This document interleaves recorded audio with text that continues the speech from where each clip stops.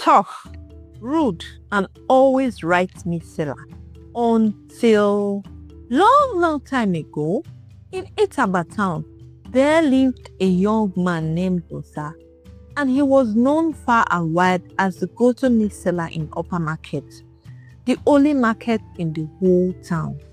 In fact, if you needed fresh meat, whether it was beef, goat, or assorted, Nosa's shop was where you headed. No one could match his stock, and most importantly, his punctuality and dedication. His meat was always fresh and readily available, even when other sellers ran out. But Nosa had a reputation for being rude, troublesome, and having zero patience for customers. If you dared ask for a discount, you would quickly learn that Nosa wasn't the type to negotiate. And if you complained, he would either ignore you or throw a snarky comment your way. Why I go sell am that amount? I thief am? He would say. Yet, despite his terrible manners, his shop was always filled with customers. Why? Because if you needed meat, you had no choice but to put up with Nosa's shop making ways. Early in the morning in the market, while the sun was just beginning to rise and the market not yet buzzing with activity, Nosa was already set up in his store ready to serve his ever-demanding customers.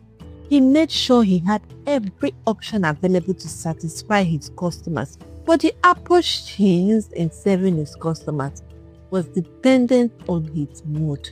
He was careless with his words, yet his store was always crowded until the last piece of meat disappeared. Nosa would be at the store by 7 a.m. as early as that, even though the market wouldn't officially open until 8. But who could blame him? In the business of meat selling, the first to arrive was the first to sell. Many street food sellers and housewives would come out to buy meat so as to attend to other things. I mean, who wouldn't like to buy fresh meat? I'm not the one that was already changing color. The earlier you come, the better parts you could buy. Nosa was a no-nonsense meat seller. He didn't have time for negotiations at all. Once you tell him the amount of meat you want, he gets to work, cut and package, then collect his money. Ah, Oga Nosa, this meat too small now. Abeg, add more meat. He wouldn't even look at you. He's already attending to the next potential customer. If you complain further, he's already responding you. No worry, I go sell my meat. I go sell am to another person, he would say. And true to his words, he would. Because why? In the whole of Upper Market, where will you even see assorted fresh from slaughter that early morning to buy?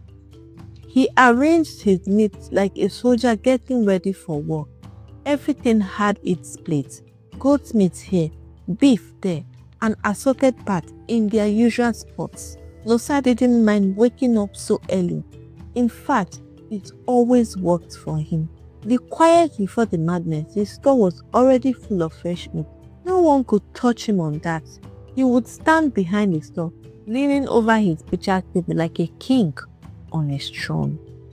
The red meat sellers would still be on their way to the market while Nosa was almost done selling. Kofi, the neighboring meat seller, would just be strolling in by past 10 a.m. You could tell by the way he dragged his feet that it was not his idea of a good morning. Kofi would grumble under his breath as he set up his store, clearly irritated by Nosa's punctuality. Kai, this man Nosa, you no go let anybody sleep. How you go dey wake up this early dey come market? Abi market na your house. You dey live for the market? Kofi mumbled loudly, loud enough for the entire market to hear. Nosa didn't even look from his tax. He simply grinned. Kofi, I no get time for your wahala. If you wake up on time, you go see it spy. Abi no be so? Kofi rolled his eyes and muttered, waking up early no mean say you go see fresh meat buy from slaughter. I dey suspect say you dey use juju dey sell, and you dey use that same juju dey get fresh meat. You dey sleep? The other sellers nearby chuckled. It was a typical morning drama. Kofi had been saying this for months now, and Nosa just laughed it off every time.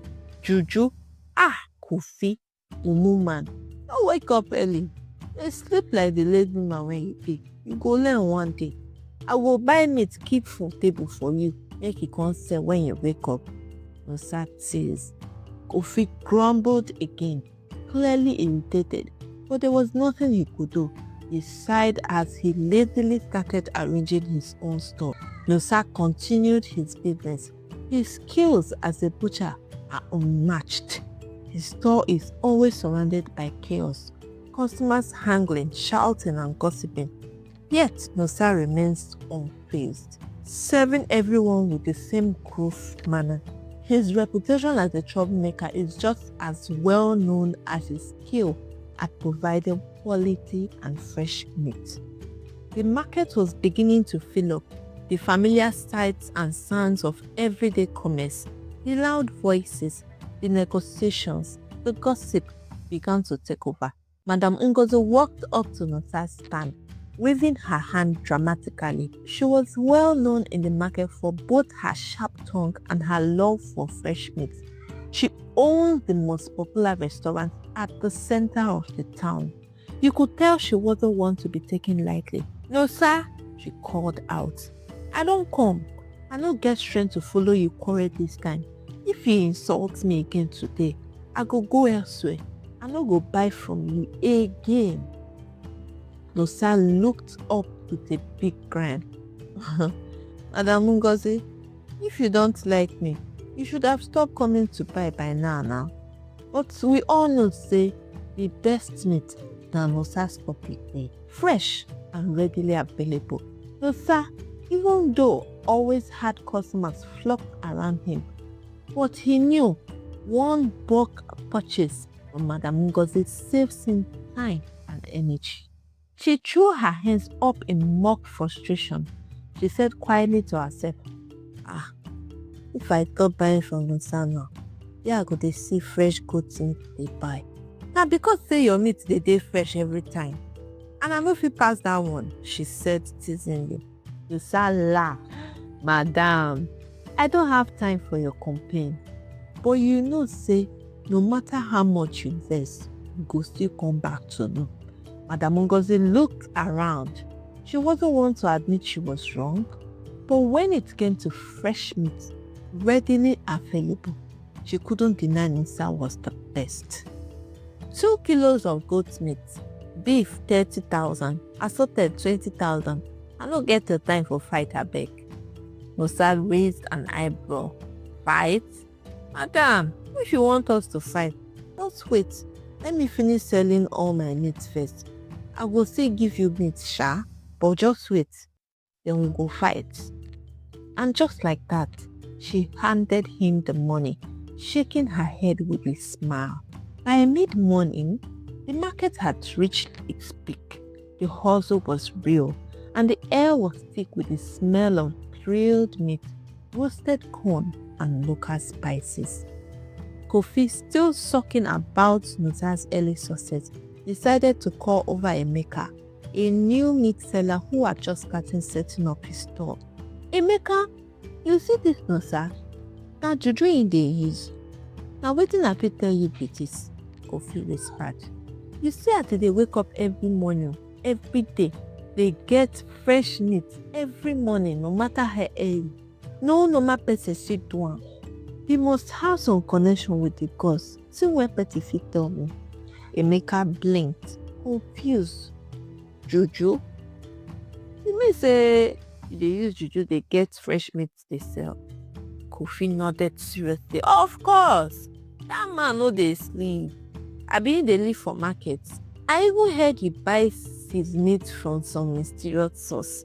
No normal person will get readily fresh meat like him every morning, no matter how early you come." But contrary to his lazy excuses, Nosa was very dedicated to his business. He had made arrangements with some guys in the slaughterhouse that make available fresh meats for him daily for some little extra cost. His only issue was that he lacked customer service. He was rude and arrogant in dealing with his customers, but they kept coming back. Eneka scratched his head. I just consent though. I'm not being interested for this chuchu matter. For me, the thing I don't observe is say, just follow the game plan. Start waking up early, shout more, and when you dey sell, make sure say you dey add small insults for the customers. I believe say it go help, trust me. Later that day, the midday heat was beginning to set in, but Mama Tete didn't mind. She was used to the sun, and it wasn't her first time cooking hot jollof rice for the hungry crowd in the market. She set up right behind Musa's store a big pot of jollof rice on the table, together with sides like plantain, moi moi, and coleslaw. Her colorful scarf perfectly positioned to show off her "I am in charge" vibe. Mama Titi was the kind of woman who made her presence known. Even without speaking, when she moved, people noticed. She had this natural swagger. If she walked past, you will feel the breeze she left behind. As she stirred her pot of rice with the precision of a woman who had perfected the craft for years, she overheard the conversation between Nosa and Kofi, a constant market drama.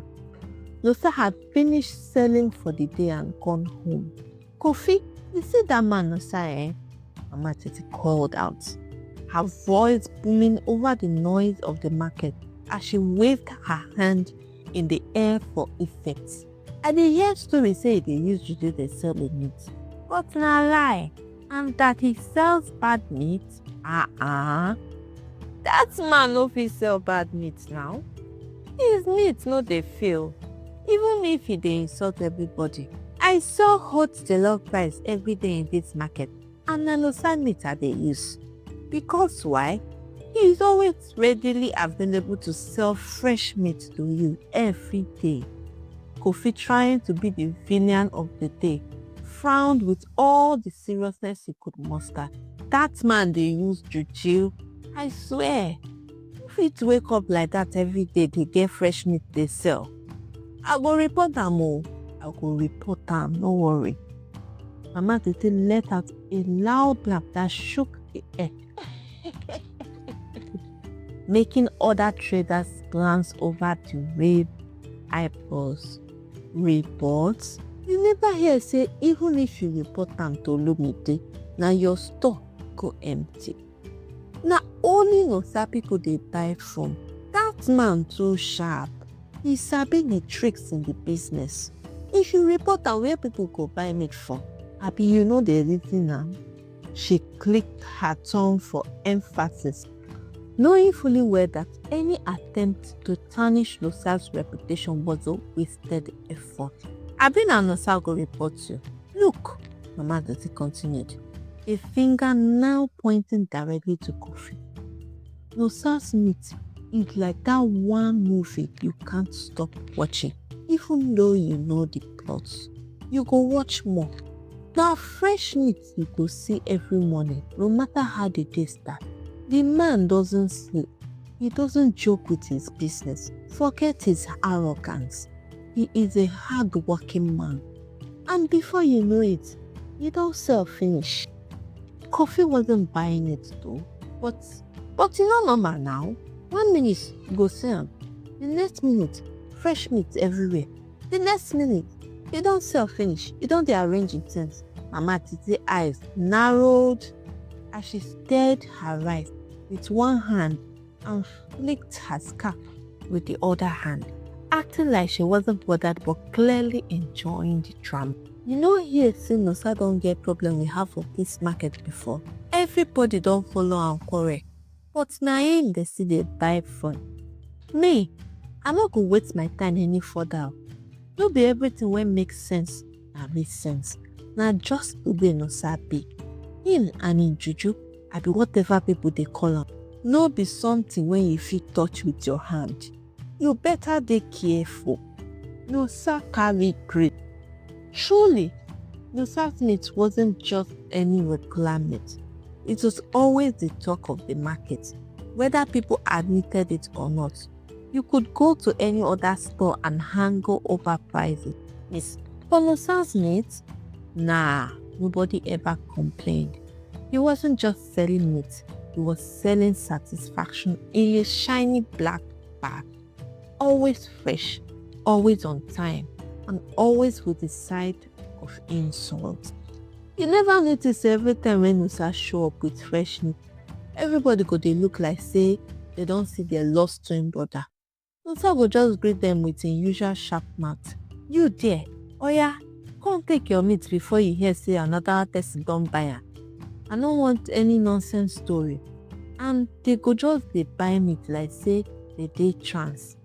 Iya Tayo, a woman whose store was just by the corner, where she sells local spices, bitter cola, and other items. Kofi stood there, arms folded, as if his next move could change the tides of destiny. But deep down, he knew Mama Titi and Iyatayo were right. Nosa was like that impossible riddle you could never solve, but still couldn't stop thinking about. Anyway, poor wahala. But one day, Rosa Doju go spoil before all of us. Kofi muttered before walking off, still unconvinced, but unsure what else to say. Mama Titi just shook her head, her laughter echoing behind. I wonder, Kofi, I wonder how far your report could take you. Maybe na Nosa go end up reporting you instead. Ah, Mosha, him na king for the meat business. It was getting towards the evening and the market was winding down. Customers were starting to walk away with bags full of meat, fruits, vegetables. But Kofi, who had been following Emeka's advice, was about to have his first big moment. A young female copper came to his store, looking to buy.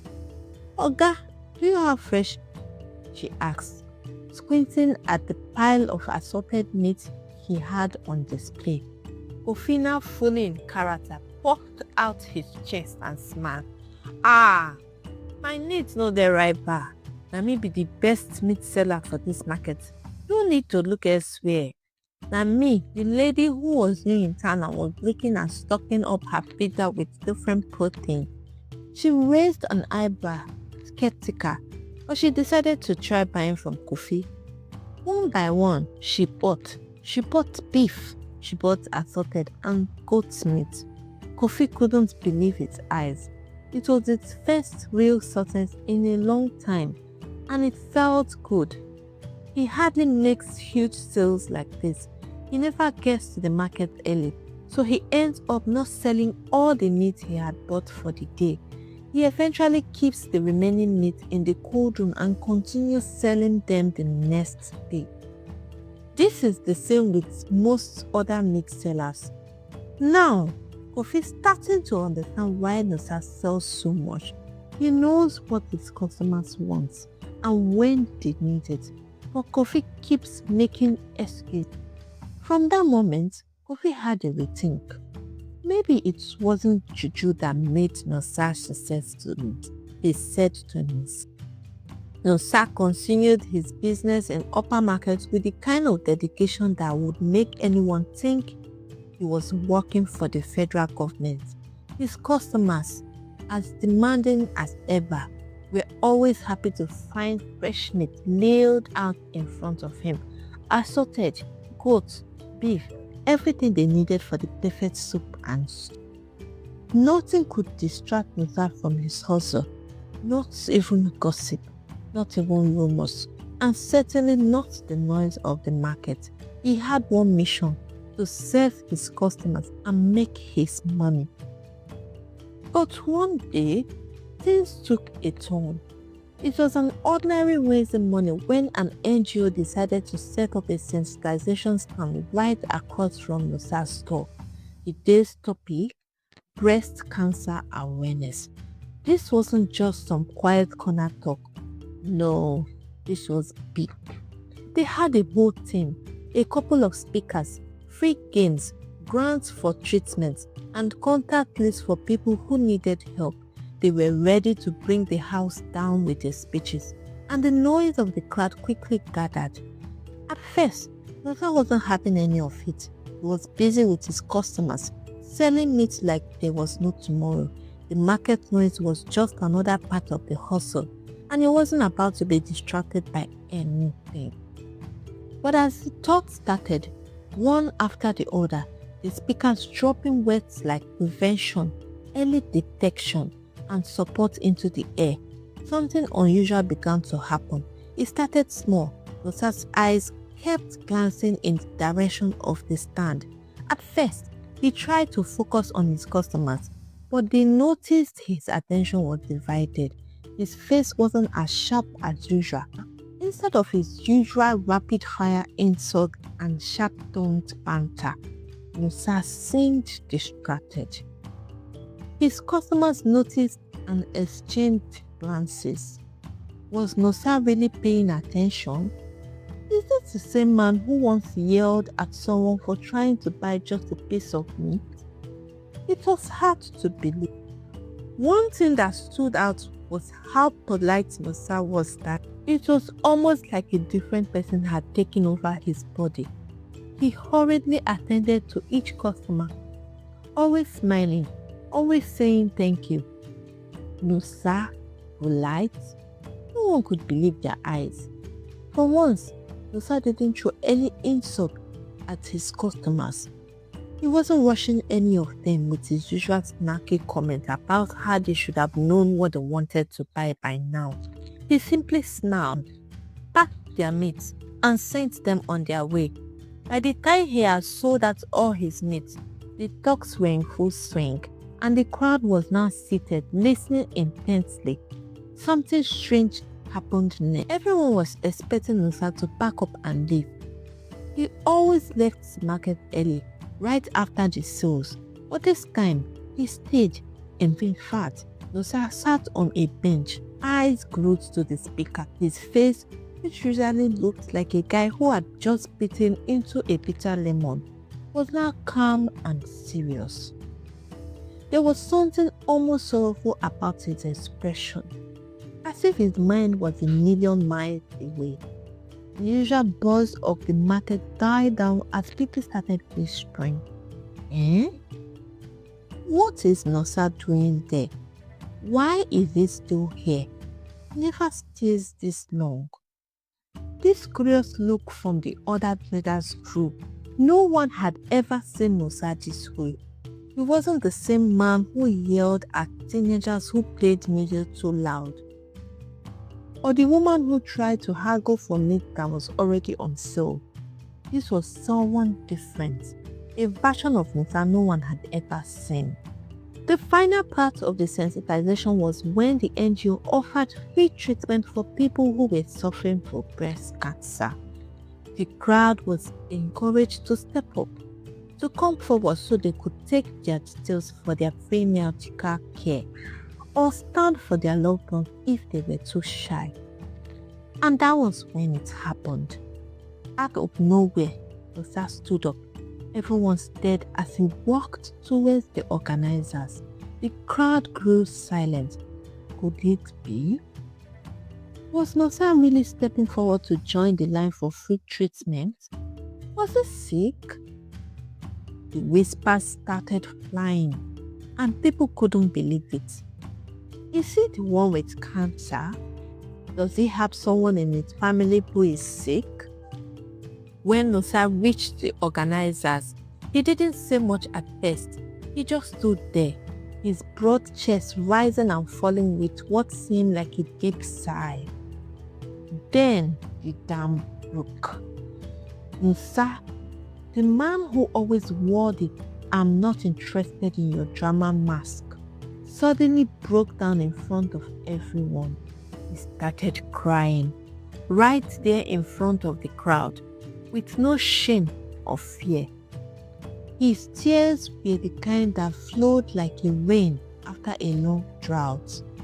"Please," Nosa said, his voice shaking, "I need this treatment for my wife." She has been struggling with the sickness, and I can't afford to take her to the hospital. Please help me. Please. His voice cracked, and he wiped his face with the back of his hand like a child. The crowd, which had been murmuring just moments before, went completely still. No one knew what to say. No, sir. The man who made jokes about everyone's misfortunes, the one who yelled at the customers who couldn't pay the price of meat, the same man who carried an air of aggression wherever he went. It turned out that underneath that tough exterior, there was a man who was carrying a burden so heavy, no one could have guessed. The market had never seen Musa like this, vulnerable, raw, and desperate. And as the words sank in, the market traders, those same people who had seen Musa back at anyone who dared to question him, now rallied around him. Musa, don't worry. We go help you. We go help you bedtime. Don't worry, no cry again. Your wife go get the treatment. We go help you talk to the organizers. We go stand by you. One by one, traders stepped forward to help Musa. The baker, the fruit seller, Mama Titi, Iya Ayo, Iya Tayo, everyone. They chipped in to make sure Musa's wife could get the treatment she needed. It all began to make sense. Musa wasn't just angry because of his business. He wasn't being rude for the sake of it. The pressure of taking care of his wife, dealing with her illness, not being able to afford the treatment was weighing him down.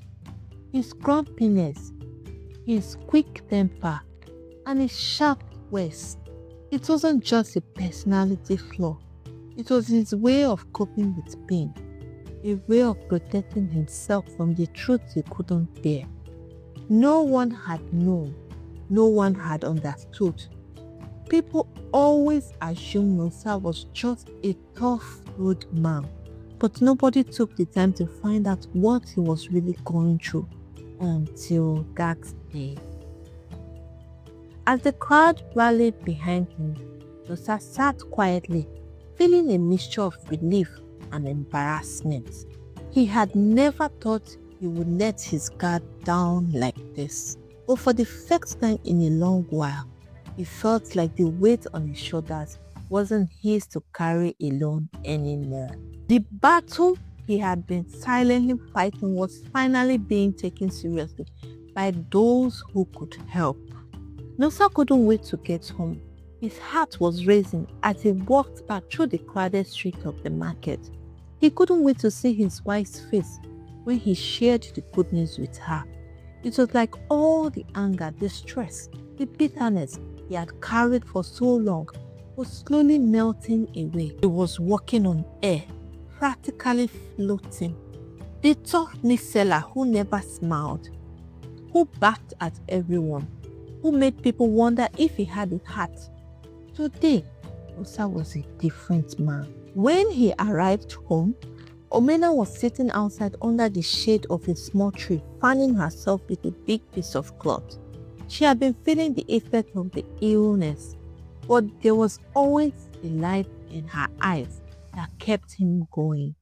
The way she smiled at him, even on her bad days, made him love her even more. She was the strength he didn't know he needed. "Ah, Musa, you came back a bit late today," he said, looking up from her seat. "How market now? I hope people no disturb you today." Musa dropped his bag with a thud, then walked towards her with the biggest grin on his face. "Ah, my love, I have good news though." He knelt beside her, his hands shaking a little with excitement. You won't believe what happened today." She squinted at him, a serious curiosity on her face. "What's going on, Musa? Why Why are you looking like this? Wetin happen? I say you won't believe, oh, he repeated, his voice full of joy. An NGO held a breast cancer awareness sensitization today at Upper Market, right opposite my store, to create awareness and offer free treatment to people. So I stood up for you. I narrated the situation of things and how we haven't been able to raise money for help. They asked for your information, which I provided. They have accepted to provide treatment for free for you, my love. You are going to get the help you need. At first, his wife just stared at him, blinking in disbelief. Wait. You mean it? I hope this is not one of your market jokes, no sir. Or are you trying to cheer me up? I need to hear this one more time. No sir, shaking his head. No jokes today, I'm serious. You are going to get your treatment. It's all taken care of. You are going to be okay, my love. I took their contact so we could follow up. Tears welled up in her eyes as she stood up and hugged him. No sir, you have just made my day. You have made my year. Thank you, my husband. Thank you. I don't know how to thank you enough. Her voice was filled with so much relief, and Musa could feel the weight in her shoulders finally start to ease. All the fears, the sleepless night, the pain she had been carrying, now there was hope. For the first time in months, Musa felt hopeful. They had been through so much together, but now, finally, things were looking up. He kissed her on the forehead, feeling his heart swell with emotion. It was a moment he will never forget. After that day in Upper Market, everything changed for Musa. When the team, after their consideration, announced that his wife Omena was the beneficiary and that she was accepted for the free treatment, it felt like a weight had been lifted off his shoulders. The next few weeks passed in a blur. Musa and his wife Omena followed up with the NGO, and the treatment process started. It wasn't easy. There were long days at the hospital, difficult moments when they both had to face the reality of the disease. But Musa was there, by her side, every step of the way. Gone were the days of rushing home or shouting at customers. Musa, the once grumpy meat seller, turned the most supportive person anyone could ask for. And gradually, as the weeks turned into months, Omena started to feel better. The treatments were helping. The doctors were optimistic. She was getting stronger every day. It was like a new chapter had begun for both of them, one that was filled with gratitude, hope, and love.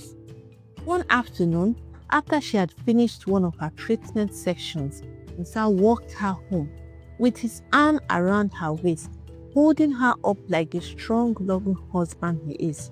How you dey now, my wife? How you dey today? I hope say you dey feel better.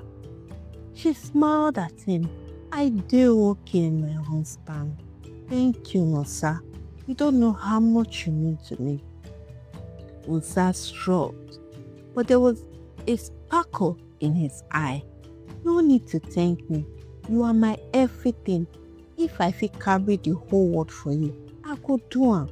Not just today, not just tomorrow, and forever. While they were going through the treatment, Umena's mom had come down to support her to ease the burden on Musa. Madam Tega had tried everything she could to help her daughter. Herbal concussions, prayer houses, She was convinced that her village people were after her daughter, who became sick a few months after her wedding, until help finally came. The change in Musa wasn't just about his wife's treatment, it was about him too. Slowly, he started to transform. The anger, the bitterness, his sharp tongue, all those things started to fade away, bit by bit. He had faced the worst thing that could happen to him, and he was coming out the other side stronger. There was no room for petty arguments anymore, no time for fighting with his customers. His heart was cooler now, full of gratitude, full of love, and full of respect for the people around him. When his wife's health was becoming better and she could do a few things herself, he returned fully to his meat business. But he was different now. He was kinder, more patient. The way he spoke to his customers changed. Instead of rushing them or snapping at them for taking too long, Nusa would smile and politely ask, "How much own do you want to buy today, madam?" "Oga, we no go chop fresh meat today." He treated everyone with respect. His business didn't suffer one bit. In fact, he sold more meat than ever.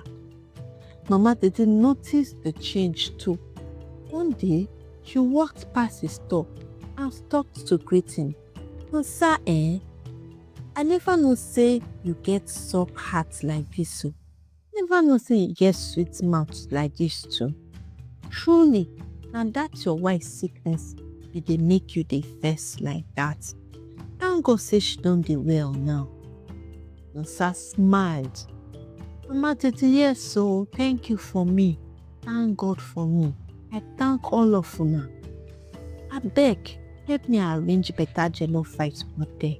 Make I take chop." He had become the kind of man who went out of his way to help others. If he saw someone struggling, he would pull them aside and offer a hand. He had no more time for arguing or fighting. Life had taught him a lesson in patience and compassion. As months went by, Nusa's wife continued to get better, and they both settled into their new routine. She was back to her business, managing her home and cooking. They had gone through the hardest of times, and now they could truly say they had beaten cancer together. Nusa was fully back at his meat store, his smile bigger than ever. Nusa's transformation wasn't just about his attitude, it was about his heart. He was no longer the angry, bitter man who kept people at arm's length. Now, he was a man who had faced his fears and come out of the other side, a better person for it. And so, life went on in Upper Market. The same hustle, the same noise. Nusa they once knew was gone, and in his place was a man who had learned what it truly meant to love, to give, and to care. And as he continued to sell fresh meat to his customers daily, he smiled, knowing that life had given him a second chance, not just for his wife, but for himself. You never know the battles people are fighting until they let you into their world. And in a world where you can be anything, be kind. This story is to inspire you to be compassionate, be kind. You never know what battles people are fighting truly. Until I bring your way another inspiring and interesting story, please do well to like, comment, and subscribe. I'm sure you'll find another interesting story on our channel. Please watch more of our stories to support us. Until then, bye besties.